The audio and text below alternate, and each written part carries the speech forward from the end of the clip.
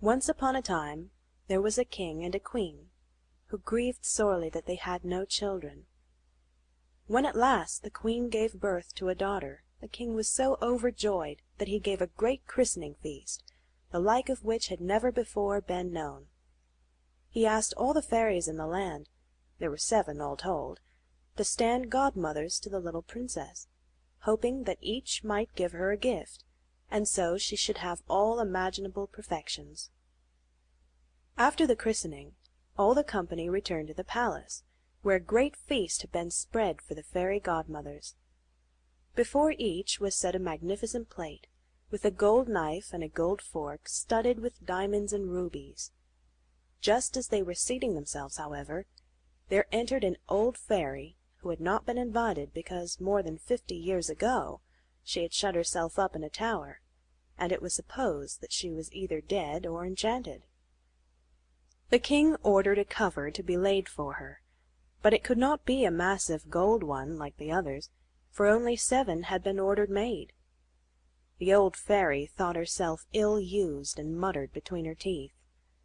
One of the young fairies, overhearing her, and fancying she might work some mischief to the little baby, went and hid herself behind the hangings in the hall, so as to be able to have the last word and undo any harm the old fairy might wish to work.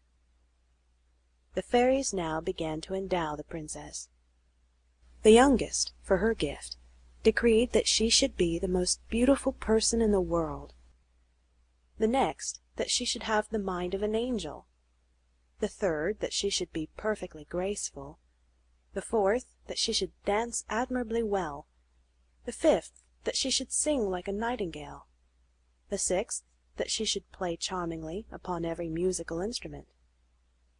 The turn of the old fairy had now come, and she declared, while her head shook with malice, that the princess should pierce her hand with a spindle and die of the wound.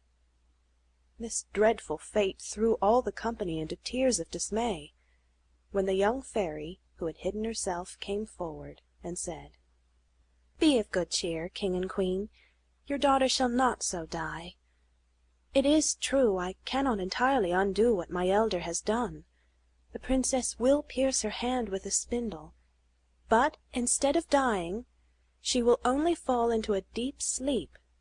The sleep will last 100 years, and at the end of that time, a king's son will come to wake her." The king, in hopes of preventing what the old fairy had foretold, immediately issued an edict by which he forbade all persons in his dominion from spinning or even having spindles in their houses under pain of instant death. Now 15 years after the princess was born, she was with the king and queen at one of their castles, and as she was running about by herself, she came to a little chamber at the top of a tower, and there sat an honest old woman spinning, for she had never heard of the king's edict. "What are you doing?" asked the princess. "I am spinning, my fair child," said the old woman, who did not know her. "How pretty it is!" exclaimed the princess. "How do you do it? Give it to me that I may see if I can do it." She had no sooner taken up the spindle than, being hasty and careless, she pierced her hand with the point of it, and fainted away. The old woman, in great alarm, called for help. People came running in from all sides. They threw water in the princess's face, and did all they could to restore her, but nothing would bring her to. The king, who had heard the noise and confusion, came up also, and remembering what the fairy had said, he had the princess carried to the finest apartment, and laid upon a richly embroidered bed. She lay there in all her loveliness, for the swoon had not made her pale. Her lips were cherry ripe, and her cheeks ruddy and fair. Her eyes were closed, but they could hear her breathing quietly. She could not be dead. The king looked sorrowfully upon her. He knew that she would not awake for 100 years. The good fairy, who had saved her life and turned her death into sleep, was in the kingdom of Metaquin, 12,000 leagues away, when this happened. but she learned of it from a dwarf who had a pair of 7-league boots, and instantly set out for the castle, where she arrived in an hour, drawn by dragons in a fiery chariot. The king came forward to receive her, and showed his grief. The good fairy was very wise, and saw that the princess, when she woke, would find herself all alone in that great castle, and everything about her would be strange. So this is what she did. She touched with her wand everybody that was in the castle, except the king and queen. She touched the governesses, maids of honor, women of the bedchamber, gentlemen, officers, stewards, cooks, scullions, boys, guards, porters, pages, footmen. She touched the horses in the stable with their grooms, the great mastiffs in the courtyard, and even little Poost, the tiny lapdog of the princess, that was on the bed beside her. As soon as she had touched them, they all fell asleep, not to wake again until the time arrived for their mistress to do so, when they would be ready to wait upon her.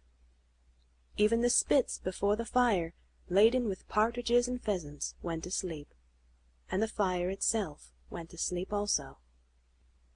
It was the work of a moment. The king and queen kissed their daughter farewell, and left the castle, issuing a proclamation that no person whatsoever was to approach it. That was needless, for in a quarter of an hour there had grown up about it a wood so thick and filled with thorns that nothing could get at the castle, and the castle-top itself could only be seen from a great distance. 100 years went by, and the kingdom was in the hands of another royal family. The son of the king was hunting one day, when he discovered the towers of the castle above the tops of the trees, and asked what castle that was. All manner of answers were given to him. One said it was an enchanted castle, another that witches lived there, but most believed that it was occupied by a great ogre, which carried thither all the children he could catch and ate them up one at a time, for nobody could get at him through the wood. The prince did not know what to believe, when finally an old peasant said, "Prince, it is more than 50 years since I heard my father say that there was in that castle the most beautiful princess that ever was seen, that she was to sleep for 100 years, and to be awakened at last by the king's son, who was to marry her." The young prince at these words felt himself on fire. He had not a moment's doubt that he was destined to this great adventure, and full of ardor he determined at once to set out for the castle. Scarcely had he come to the wood, when all the trees and thorns which had made such an impenetrable thicket opened on one side and the other to offer him a path. He walked toward the castle, which appeared now at the end of a long avenue, but when he turned to look for his followers, not one was to be seen. The woods had closed instantly upon him as he had passed through. He was entirely alone, and utter silence was about him. He entered a large forecourt and stood still with amazement and awe. On every side were stretched the bodies of men and animals apparently lifeless, but the faces of the men were rosy, and the goblets by them had a few drops of wine left. The men had plainly fallen asleep. His steps resounded as he passed over the marble pavement and up the marble staircase. He entered the guard-room. There the guards stood drawn up in line, with carbines at their shoulders, but they were sound asleep. He passed through one apartment after another, where were ladies and gentlemen asleep in their chairs or standing. He entered a chamber covered with gold, and saw on a bed, the curtains of which were drawn, the most lovely sight he had ever looked upon. A princess, who appeared to be about 15 or 16, and so fair that she seemed to belong to another world. He drew near, trembling and wondering, and knelt beside her. Her hand lay upon her breast, and he touched his lips to it. At that moment, the enchantment being ended, the princess awoke, and looking drowsily and tenderly at the young man, said, "Have you come, my prince? I have waited long for you." The prince was overjoyed at the words, and at the tender voice and look, and scarcely knew how to speak. But he managed to assure her of his love, and they soon forgot all else as they talked and talked. They talked for 4 hours, and had not then said half that was in their heads to say.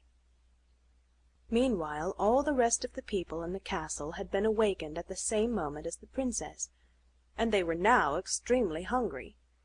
The lady-in-waiting became very impatient, and at length announced to the princess that they all waited for her. Then the prince took the princess by the hand. She was dressed in great splendor, but he did not hint that she looked as he had seen pictures of his great-grandmother look. He thought her all the more charming for that. They passed into a hall of mirrors, where they supped, attended by the officers of the princess.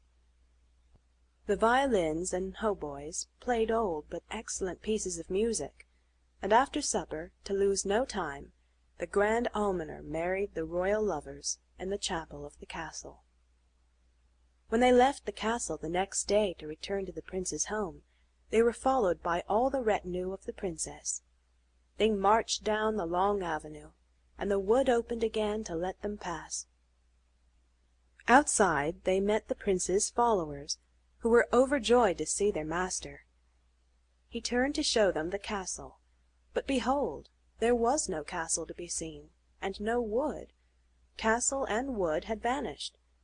But the prince and princess went gaily away, and when the old king and queen died, they reigned in their stead.